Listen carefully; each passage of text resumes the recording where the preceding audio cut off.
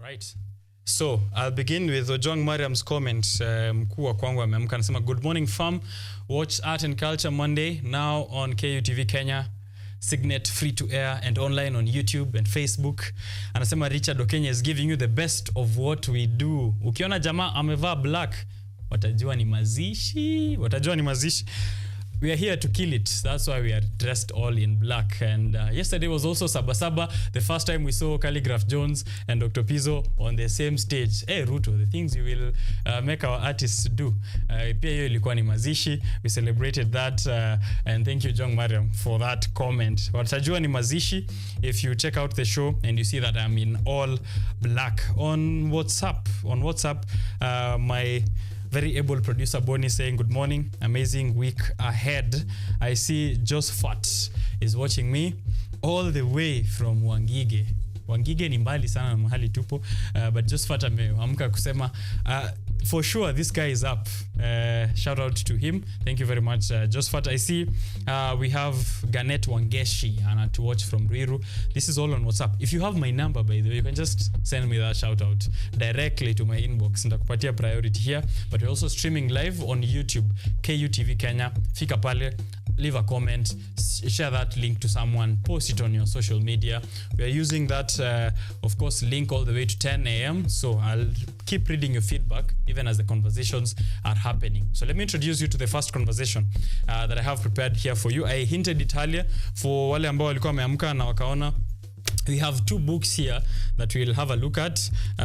Just, few bits and pieces here.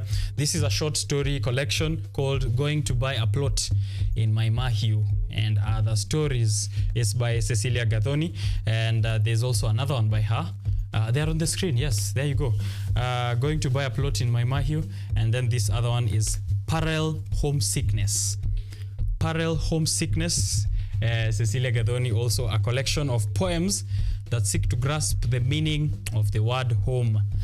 Let me actually read the synopsis on Going to Buy a Plot. This is a short stories collection, a hilarious look at life as a middle-aged Kenyan trying very hard to balance life. You will laugh out loud because you can relate, especially to that age stories that cuts across ages of 20 to 60.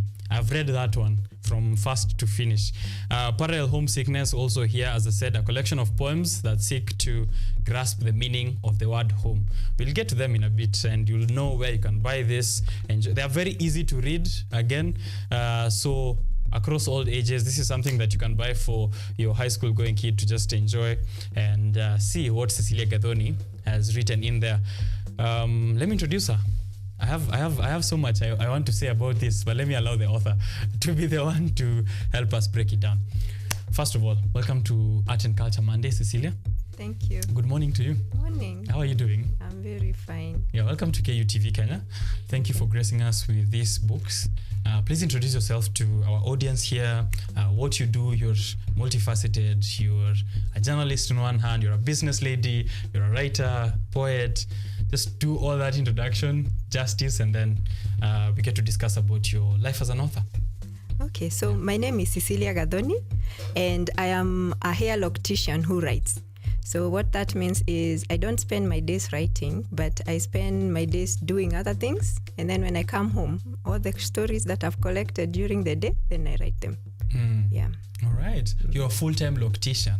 I am, yes. Are you the one who did your own locks as well? They look really neat. Thank you. Yeah. So I also teach how to install locks. So a student did this for me. Oh, okay. That's your own work through someone else that you've taught. Yes. This is interesting.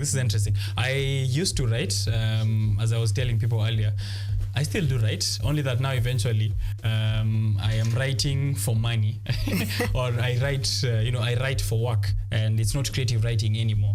But back then I had a whole blog straight out of high school. I would pen pieces every single Friday. It started on Facebook, and I also noticed that as you said, yours started from WhatsApp statuses. People kept reading that, and eventually now we have books. At the same just like me back then. Every Friday, I have something that's going out. And then one day someone approached me and they're like, you could, have a blog. You could put this word, this out on a website, and people just come to the site and still have a record of that in a really neat order. And eventually, it grew into something interesting. I'll let you know what that success looked like. But from your own angle and from your own journey, starting to write for fun and eventually now having it for everyone else to read. Did someone prompt you to do that, or did you just notice it yourself? Oh, that's a good question. And I can relate to what you've said, Richard, that you used to be a creative writer and you're doing a blog, but now you write for money. Yeah. That's what happens. I also started as a creative writer, and straight out of high school, I used to do a column for the People on Sunday, but then it wasn't paying enough. So now it became commercial. And when you do commercial writing, it somehow blocks your creative writing. True. And for years, I did business writing. I was doing business articles and also editing business magazines. And during that time, I didn't write a lot. Yeah. But the minute I stepped away now from the commercial writing, then stories just started to come. Yeah. And people have always enjoyed reading what I write because I would write on my blog and also on Instagram. But even back then, when I was in primary school, I would do composition. And our English teacher was called Mr. Waikwa. And I think he taught me everything I've learned about writing and editing, because he made us read a lot. He made us read the newspaper. He made us read the sports newspaper, everything that you could get your hands on. And so when we wrote, he would now mark and tell us what is your type, what kind of style do you write. Like for me, he commended me on being someone who writes very simply. I don't use vocabularies. I can't even spell hard words. Yeah. So I always look for the easiest way. The simplest way to present the story. The simplest way. So he encouraged me back then. So I've always endeavored, whenever I write, I want to make it enjoyable for the person reading. I don't want you to be checking the dictionary. There's no time for that. Just read the story. So you've made it as simple as possible, and that's your niche. That's actually your strength. Because even as I was reading that Age, it's the one on the synopsis here, and I had to go and check out that one exactly. I feel like you're talking to me in, I was reading, but nasikia ni kama napiga story na mtu mahali, which is a very interesting way to approach it. Commercial. Let's talk about commercial writing because we have a similarity there. For me, the thing that people keep asking me is, when are you coming back? When are you writing? When are you writing again? My journey was, if I could just share that bit, my journey was, I was writing creative stories about my life, about my life in my hometown, my life in the city, going to school, people interact, my neighbor. Sometimes I'll write about a new neighbor who's moved in. It'll be a whole story that people talk about. And then, that wasn't paying. Right, so there's not much financial return from that, but the passion was still there. Now, eventually, started getting opportunities. As you said, writing a column there, writing a piece there. I started writing technology and started writing business, and I forgot about creative writing. Could you maybe give us an insight on your end on how the commercial part of writing interferes with the creativity? For me, it's because, let's say, I'm focused so much on technological trends, on business trends. So day in, day out, that's what is in my head. To get time and sit down and now think about how my day was and write that, starts to fade out eventually. Alafu mwisho unaachana nayo unasema tulipe rent Nairobi. Is that the same case? That's what happens.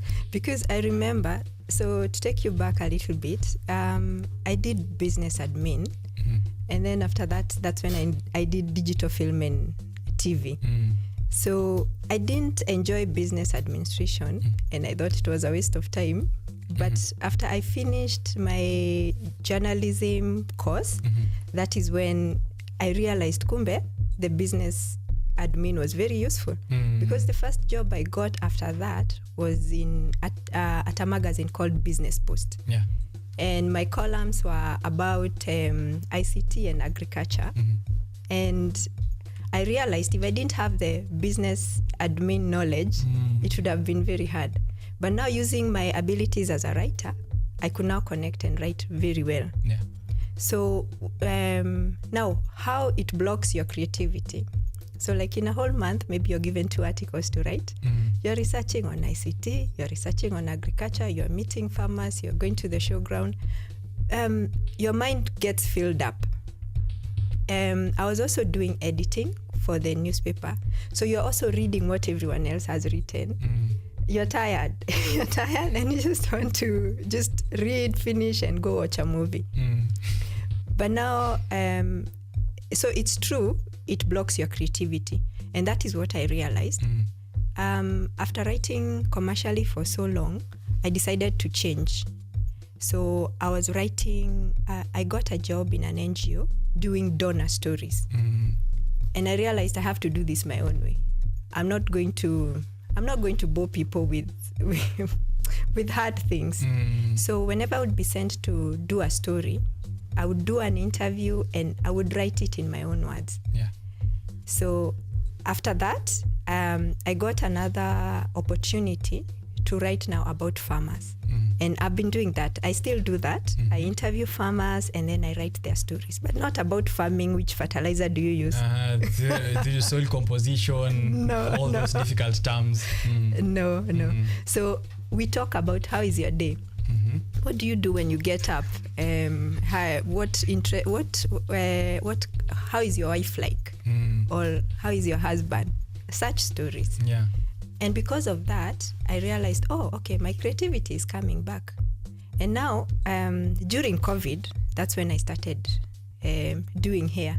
And that is when going to buy a plot in my Mahio was born. Okay. Yeah. All right. I see how it blocks, but I also see how it helps from your explanation. And just to relate it back to my own also writing journey and writing process, it became really easy for me to write technology or to write business because already I had it locked, the style of writing, how I move from how I present the story, the flow of language. It became easy even to do other things, and I bet that's still the same thing for you, even writing donor stories or writing about farmers, and that unique approach still works. Just one question though, for me, someone who's not written creative pieces for 5 years now, actually. The last time I wrote a piece out was in 2019, before COVID. You need to do something but I've been about writing now tech, business, and other stuff. If I want to get back to creative writing, and I feel like I've lost the sauce, what should I do? In what ways can I kick that inspiration back in? Okay, maybe what I could ask, you said that the kind of stories that you are writing would be, there's a new neighbor who moved in. Yeah. Something happened in the matatu. Yes, something happened in the matatu. I saw someone, quarrel with a matatu driver. That's normal everyday story, but with very interesting and humorous angles. Yeah. So what my friend helped me when I had that block, because I used to say I can't write because I don't have the time to sit and type this story. So she said, you don't have a notepad you don't have notes on your phone. So what I would do, and what I still do, whenever I hear something funny, I'm walking around and I hear something funny, I quickly type it on my phone. If I hear a funny joke, I'll quickly type it on my phone. And then now when I'm relaxed, based on what I've had, now I start thinking, okay, what story can come out of this one line that I had today? Yeah. All right. Do you also do those? There's time we were told to keep notebooks next to our bed. Ndio ukipigwa na idea 3 a.m. unaamka kama umechukua. Do you also do that? I used to do that. In fact, I have so many notebooks at home, but I got lazy. Once I got my phone. When you have a smartphone, there's so much you can do. Yeah. You can do voice notes. You can also just type quickly. Yeah. You can take a picture. Sometimes I take a picture. Like Juicy, I saw someone cleaning a motorbike. I was in the matatu and he was washing the motorbike. You could feel you could feel how clean it was. So I took a picture and I'm going to write about that sometime. So inspiration is everywhere for you, actually. Yes. Nice, I like it. And we can see it even in the stories. Let's begin with going to buy a plot in my Mahio and other stories. These are real life inspirations. Some of these your stories.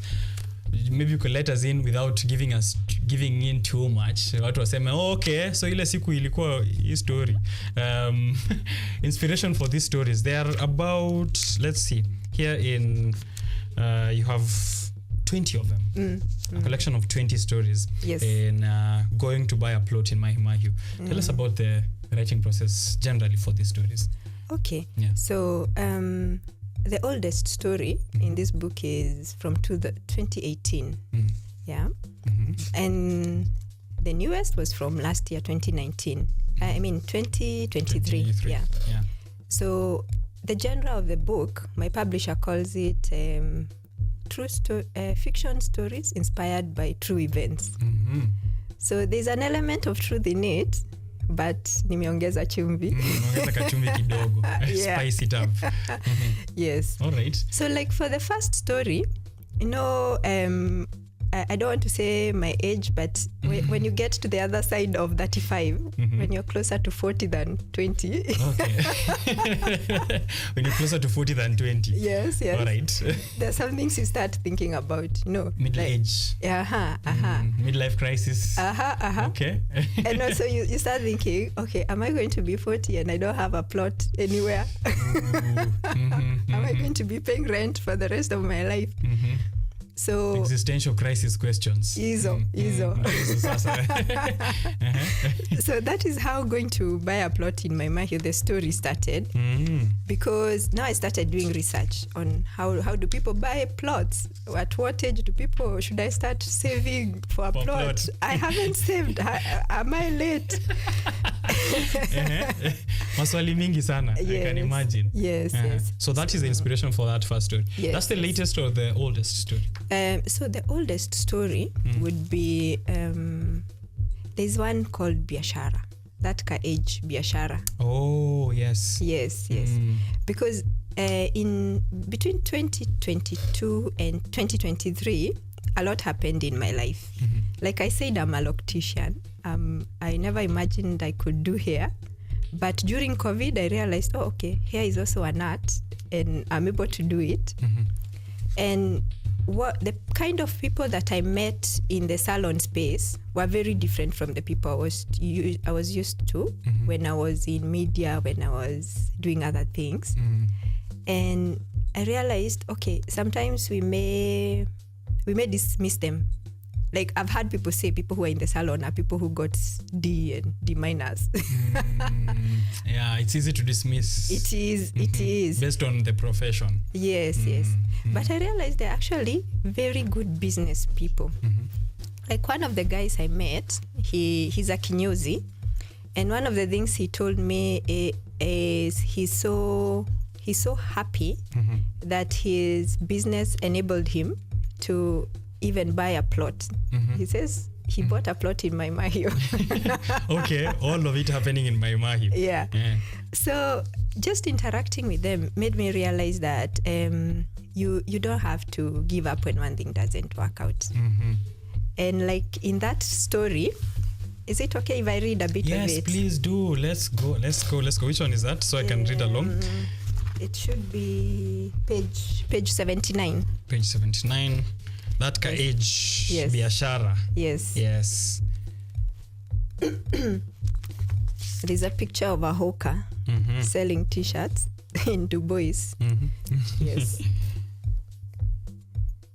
Okay. So let's go. I can read a bit. Yes. But okay, this is what it says. But why do you want to leave Kenya? Kenya nere makuwa na mariuka. That is, Kenya has deaths and resurrections. One day you're fired from that job you have been slaving at since you finished your diploma at Kenya School of Professional Studies. You worry about rent and fees for a month, but then your aunt calls you and tells you she knows where you can buy Crocs at wholesale. Okyoshite hauhanyuja. And people will buy. Your neighbors will buy, and you can post it on your high school WhatsApp and get 5 orders by the end of the week. Na kama sio Crocs, you and your friend from Kakamega do a collabo and hire a Pro Box. Mugathie mugakaihuria na miji na mikohoroto. Then when you come and park it near your local Fairmart supermarket, by Sunday evening, no bia muratara mugitagira andu anyu miji cia kuruga because you have sold and made a profit and now you feel generous. Then your sister-in-law comes and you explain to her how biashara inawapeleka. So then she tells you she wants in. And because she has a car, she says next time she will drive. And now biashara starts to pick up. You even hire a man to help you with sales. Hata unamnunulia overcoat ya green. Kidogo, your brother-in-law asks if you'll be interested in renting a room in one of his containers pale bypass, and is not charging you for the first 3 months because naelewa hali. Yeah. I like it. It's so simple. And the Ka-Age is a series, right? Yes. I've seen other Ka-Age. Kuna hiyo ni biashara, kuna that Ka-Age Karumbusta okay.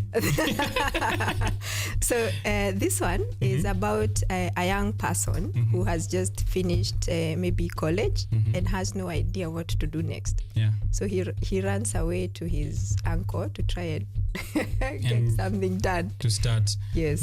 So Karumbusta is Kikuyu.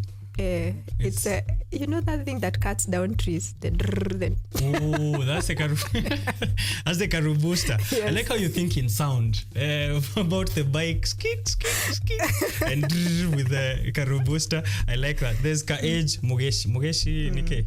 So Mugeshi is someone that is about a girl who seems like she doesn't have an idea in life. She's just doing funny jobs. But kumbe she has contacts. So she gets, her boyfriend has a job, but her boyfriend is just wale wa kuajiriwa. It's like, if I don't have a job, I can't survive. But now Mugeshi ends up hooking him up with a very good job, but out of Nairobi. So that's the story. Okay, nice. Alafu kuna Ka-Age Kuomoka. You can read that whole... What did you pick the Ka-Age as a series as opposed to any other stories here? At first it was just one story, but then I realized they have very different themes. So I want to separate them because what may appeal to someone who is in his 20s is not what will appeal to someone like in the midlife crisis. So I decided to just separate them. All right. Yeah. Okay. So you can read, please. Tutakwambia mali utanunua hizi vitabu, but you should be excited to read that Ka-Age series. I read the Biashara one, and I'm sure today I'll just go through the others. Kuna Kuomoka pia, that Ka-Age Kuomoka, that Ka-Age Midlife Crisis, that Ka-Age Move Aside, Give Way for the Devil. I love that's the last one before story 18, alafu kuna 19 and 20. They drinking with my neighbors. That's the last story there. That one actually reminded me of I'm going to take this chance to also talk about my writing. Kwani iko nini? So there's a story I wrote. I don't know if you know of Igby Kalahari Review. Yes. The Kalahari Review. Yes, I did submit a story sometime back in 2018. And I won the Igby Prize for Nonfiction in Africa. I just have to... That's why I feel like I need to come back. I'm looking for inspiration. I had something going on there. Capitalism. Well, anyway. Rat race. So, in that story, it was something similar to Drinking with My Neighbors. The title was... alarm, something with Christmas. My God, how do I forget my own title? Because it was that long ago. It was a story around Christmas and the tradition of making changa in my hometown. I hail from the Great Kisi community where changa is a Christmas delicacy. So I came from a lineage of people who used to do that at home. My grandparents, their great-grandparents, they used to brew this around Christmas. And when that award came around and they were looking for submissions, I thought, you know what? I will just pick a story from, yes, Alam and Changa meet on Christmas. My producers got it for me. Alam and Changa meet on Christmas. So it's a story about slaughtering a lamb on Christmas, but also, having it alongside Changa and the whole process of doing that. This has just taken me way back. So what I've noticed though with you is there's an aspect of business and economic prosperity and opportunities and all that. Is it because you're a business lady? Is it intentional or it just happens? I didn't know I was into business, but now at this stage of my life, I've realized, kumbe, all through I've been doing business. Like straight out of high school, I started selling samosa when before I started doing anything. And I didn't think it was anything appealing. But over time, I've realized that I'm very good at it. Like I can sell you anything. But apart from business, what I've come to know is that marketing, I'm sure you know also, like even in media, marketing is one of the most important things in anything. Yeah. So like when I did business admin, my favorite subject was marketing. I could understand what you were saying. I knew that, I understand this. Yes. Yes. So when I wanted to start doing business, now the hair business, I did a marketing course online. And then my friend got me a book about marketing. And it helped me know that what I knew about marketing before, I had to change. There was a new way of doing things. So yes, I'm in business, but I also keep on renewing my skills. I take opportunity. Like maybe I can just mention something about the hair business. When I got in, I thought, I'll just do natural hair because that's what people are doing. But while I was there, I realized there was locks. There was sister locks. It was a hit at that time. But not many people wanted to do it because it's exhausting. You stand for 8 hours or more doing one head. It pays, but it's very exhausting. And so I thought to myself, this is what I want to do. Why get 5 clients in a day who will pay me maybe 4K, while I can get a client who will pay me 12K in the same day? I would rather see bora nichoke. Bora uchoke na ulipwe. Yeah, so I am business minded, and I didn't realize that the book had so much about business until it was finished. And now people started approaching me, telling me that, actually, it even gives business advice. Yeah. Oh, really nice. Now, I have a question on the role of writers in our society. My inspirations from back then, of course, the likes of Binyavanga, who maybe we no longer have around, but their stories are there. I know one of his most popular ones being How to Write About Africa. Very simple language, just like you have here in your book, but highlighting, of course, how our society is, the culture and all that, and how we are portrayed outside there. The position of writers today in society in highlighting these issues. Kama saa hizi tunapitia shida sana in the Republic, with the protests that you've seen, the tough times that everyone is going through. Do writers still play a very key role? They do. As they did even in the days of Binyavanga and Ngugi wa Thiong'o and all the others from before. They do. And without getting political, I could say that in African culture, we've always used oral literature to pass a message, to give encouragement to the coming generations, and also to make people change their ways. And unlike maybe other nations where they use different methods to bring change, writing has, let's say, oral literature has always been very important. In the Kenyan setup, I don't know about other countries so much, but I could say oral literature in Kenya has played a great role. Like if you listen to songs from hizo za kitambo, zilizopendwa, they have very strong messages, and that is why some songs haven't even been played. Some songs were banned, some songs get banned, some writers have had to be exiled. There is power in writing. Once you write something, haifutiki. It's over. You can drown it, you can put it in water, but it's already out there. It's already out there. And maybe I can say, like in going to buy a plot in Maimahio, you say that it's simple, and that is because I endeavored to write it as oral literature. I want someone to see tumekaa na wewe hapo na kupigia story. Ndio maana nilikuwa nasikia ni kama unaniongelesha nikisoma. Exactly. And that is what writing can do, and it should do. you should not read a piece maybe in the newspaper. Sometimes I get disappointed when I read something in the newspaper and I feel like the writer is not there. There's so much they could have written. Yeah. You can't feel them. You cannot feel them. Yes. And you should be felt. And whatever you are writing about, let it have a goal. Whether it's to change society, whether it is to laugh at society, make it be felt. Yeah. So the role of writers is very important in society. Right. Yeah. Nice. I like that. Make it be felt. Yeah.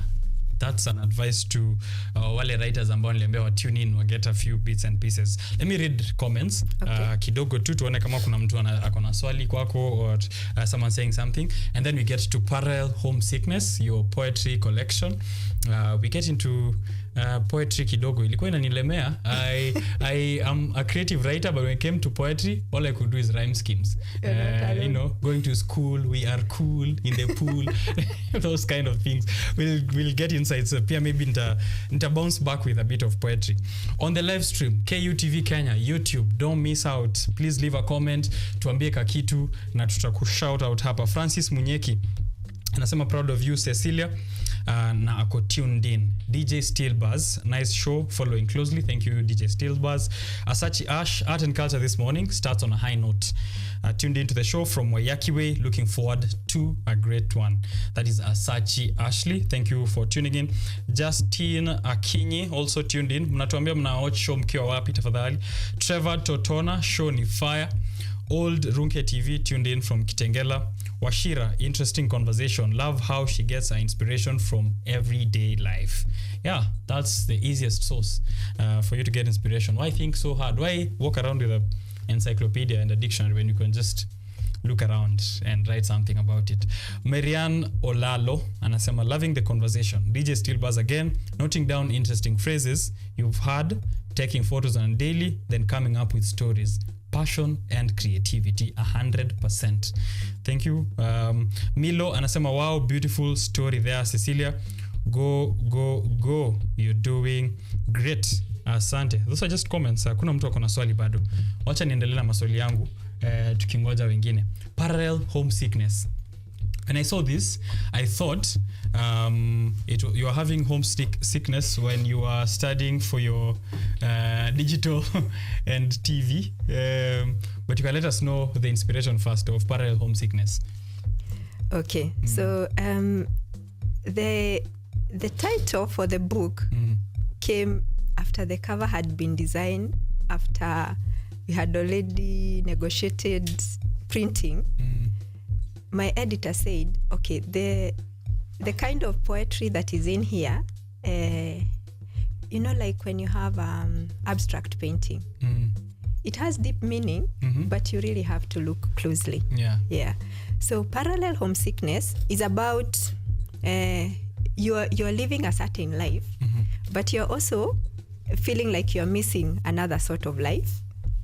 So both of them, like, unaendelea tu but una miss yo nyingine. Yes. Okay, I see the point. It's divided into two parts. There's parallel homesickness, and then the section 2 is Sublime Innocence. Sublime Innocence is the name of my blog. Okay. And the part about Sublime Innocence, the poems in there are as old as 2007. Some are from 2005 even. You wrote back then? Yes. Oh, wow, okay. Yes. Nice. So that's how long I wanted to publish, but it wasn't possible. So we can say the older poems are at the back in Sublime Innocence. And the title of Sublime Innocence is about like everything that I believe in. I believe it's true. We can do things whichever way we want, but we should do them in innocence. We should not be big-headed. We should not try to push through things that are not according to what we believe. So that is the inspiration for the second part. Nice. But what you said about missing home, yes, I did my digital film in Malaysia, Lim Kok Kwing College of Technology, creative technology. Yeah. And if you see the first poem in that book, The Other Side. yeah, it's called The Other Side. When I moved to Malaysia, it was weird. That's the first time I realized kumbe I'm black. And una notice, unajita black, but now you can really see it. Yeah. You feel it. Yeah. And at that time, it was in 2008. At that time, I don't think they were used to black people. So they didn't like us. They called us Negro. And if you try to have a conversation with someone, they would say, but you have snakes, you have trees, lions. Lions in your backyard. In the forest. It was very This is weird. in 2008. This is like modern age. It was so weird. I bet. Because you could see there was nothing different from Kenya, like being in Kenya and being in Malaysia. And someone was assuming that I came from a hut in a forest. So that, riding on an elephant. Yes. So I started missing home, and I started feeling, okay, why did I even come here? You know? Wow. Yeah. That parallel homesickness. Yes.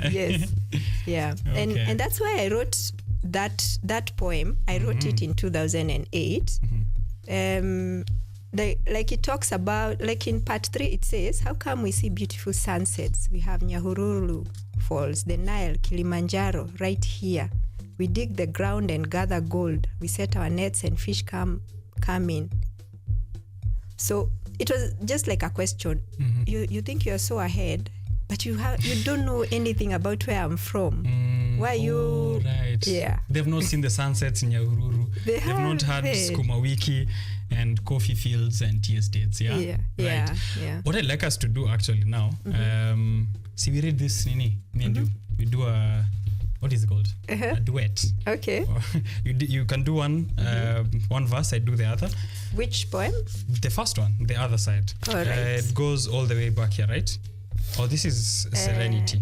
Oh, yes. It's just the first page. Okay, the first page. Okay, you can begin then. We do it. Okay. Let's go. A performance of The Other Side by Cecilia Gathoni on parallel homesickness. We'll let you know where you can buy yourself a copy. Cecilia, tuanze. How come we hear the drum? How come our hips are full of rhythm? How come the king of the jungle lives right here? How come the trees blossom, the flowers bloom, the fruits ripen, and the roots thicken? How come there's laughter and our stomachs don't always rumble? We cry at weddings, weep at funerals.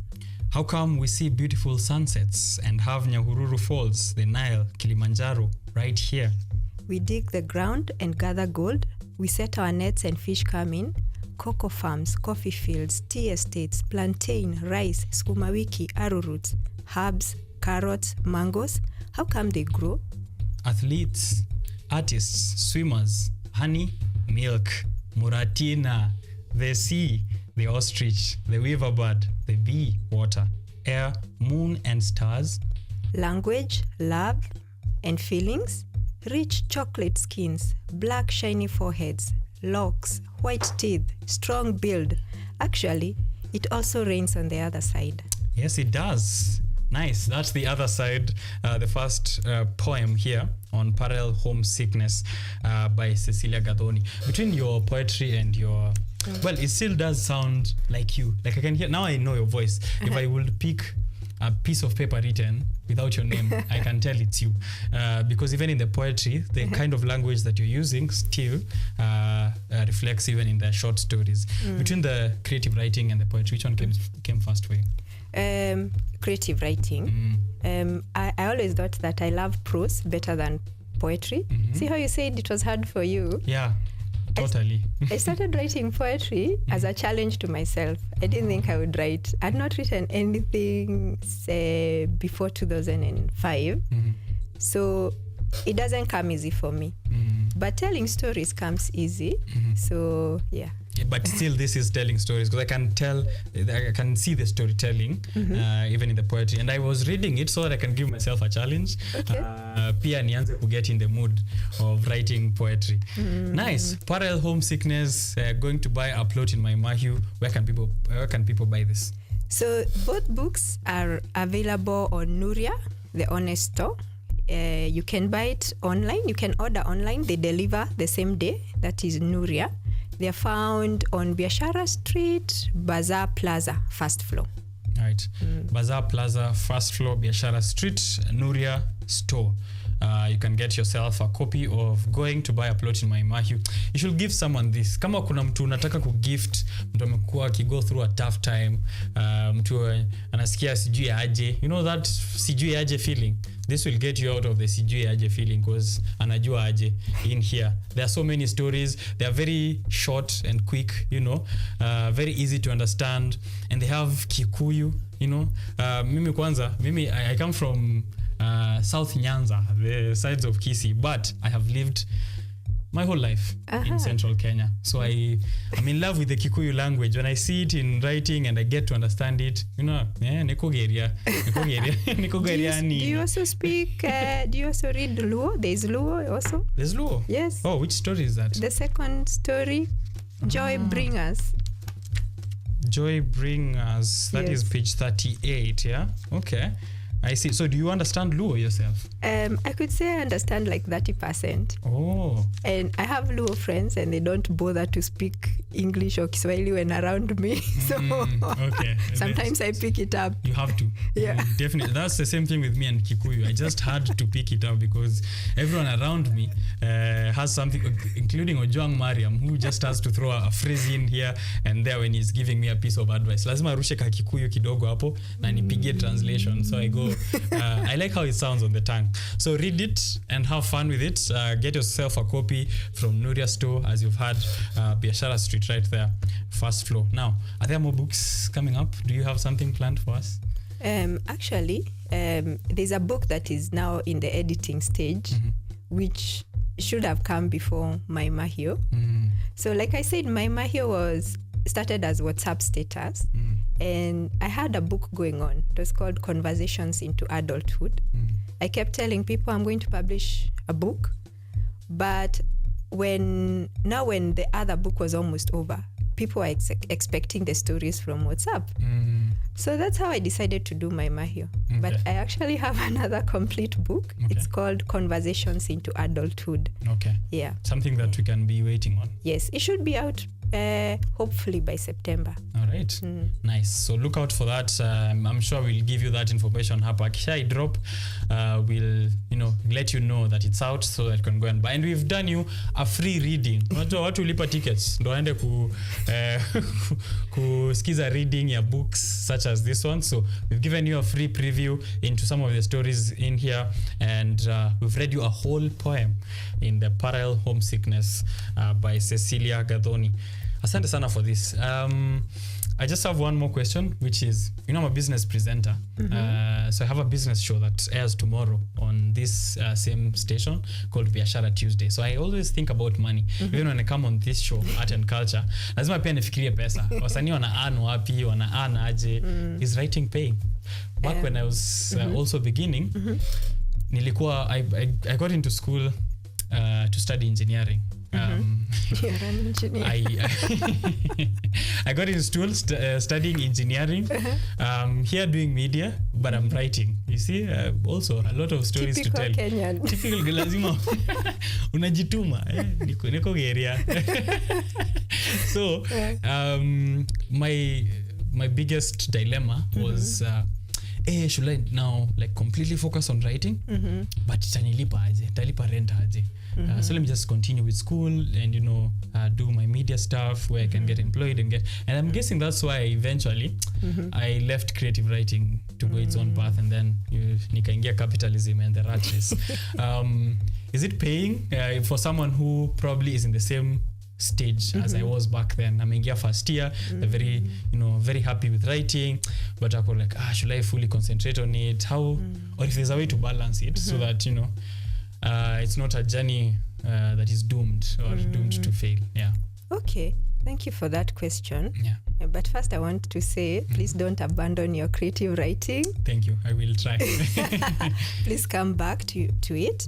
What I would say, but this is just my experience, when I wrote full-time, I could not publish books because it comes at a cost.